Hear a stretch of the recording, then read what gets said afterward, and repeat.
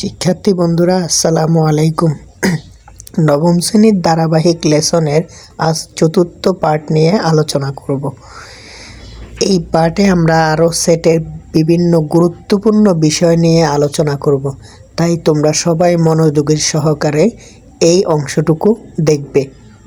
সেটের প্রকাশ, তাইলে সংজ্ঞা এবং প্রয়োজনীয়তা তো জানলে সেটাকে প্রকাশ করাও কিন্তু চমৎকার পদ্ধতি রয়েছে।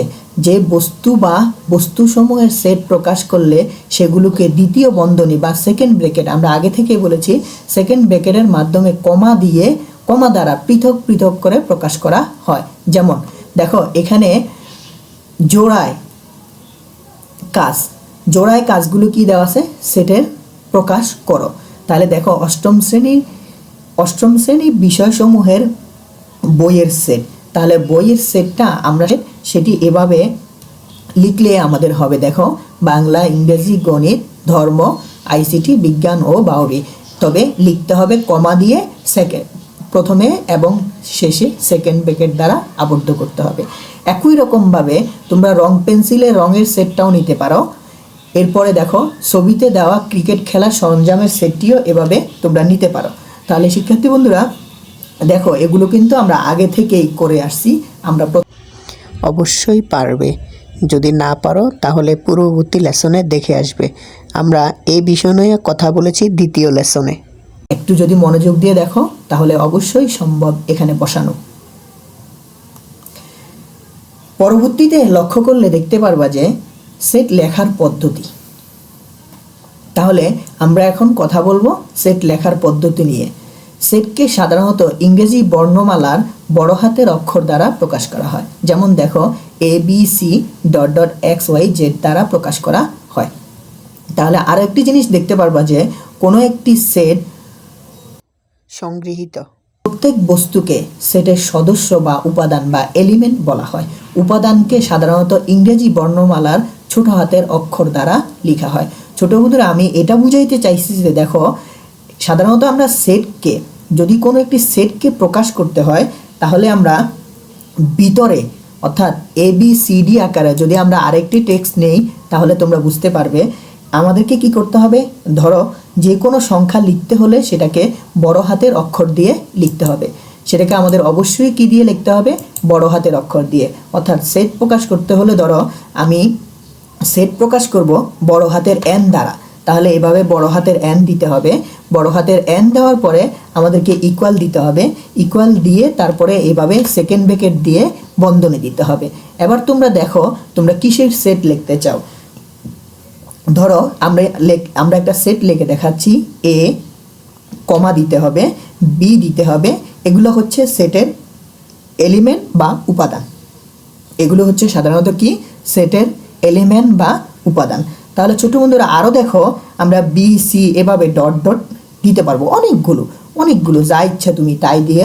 তারপরে সর্বশেষে তোমাকে কি করতে হবে, এরকম আরেকটা সেকেন্ড ব্র্যাকেট দিয়ে তোমাকে ক্লোজ করতে হবে। তাহলে ছোট বন্ধুরা আমরা কি বুঝাতে চেয়েছি তোমরা অবশ্যই বুঝতে পেরেছো। আশা করি তোমরা বুঝতে পেরেছো যে সেটকে এভাবে সেকেন্ড বন্ধনীর মাধ্যমে ABC আকারে কমা দিয়ে লিখলে তাকে লেখা যাবে। তাহলে আমরা পরের অংশে যাই। দেখো B equal to second bracket দিয়ে A কমা B হলে B সেটের উপাদান A এবং B।